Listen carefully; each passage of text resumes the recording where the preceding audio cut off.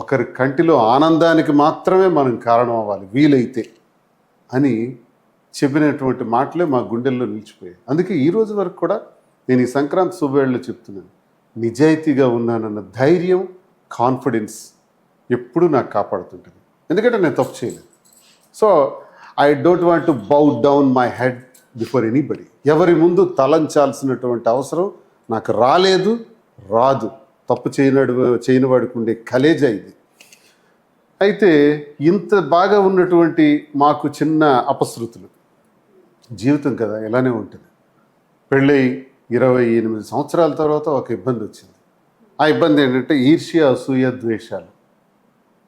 ఇందులో ప్రేమాభిమానాలు కొరవడి, ప్రేమ ఎక్కడా లేదు. ఉంటే ఈ సమస్య ఇక్కడి వరకు రాదు. ఈర్ష్య ద్వేషాల మధ్య నలిగిపోయినటువంటి మా కుటుంబం రోడ్డుకి ఎక్కింది. అందులో మళ్ళీ చెప్పుకోవాల్సిన అవసరం లేదు. గడిచిన కాలంలో జరిగినటువంటి కారణాల వల్ల గతంలోనే మీకు అన్ని క్లారిటీగా నేను చెప్పాను, ప్రజలందరికీ తెలుసు 2 రాష్ట్రాల్లో.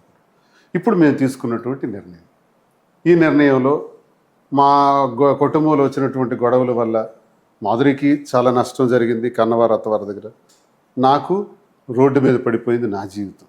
ఈ పరిస్థితుల్లో మేము ఒక నిర్ణయానికి వచ్చి కలిసి ఉందాం అని వచ్చాం. కలిసి ఉందామని వచ్చినటువంటి నిర్ణయంలో మాకు వచ్చినటువంటి ప్రధానమైనటువంటి సమస్య, మేము బాధ్యత తీసుకోవాల్సినటువంటి మొట్టమొదటి సమస్య మా పిల్లలు.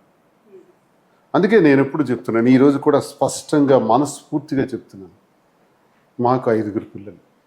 5 పిల్లలకి కూడా కంటికి రెప్పలా చూసుకోవాల్సిన బాధ్యత మా ఇద్దరికీ ఉంది.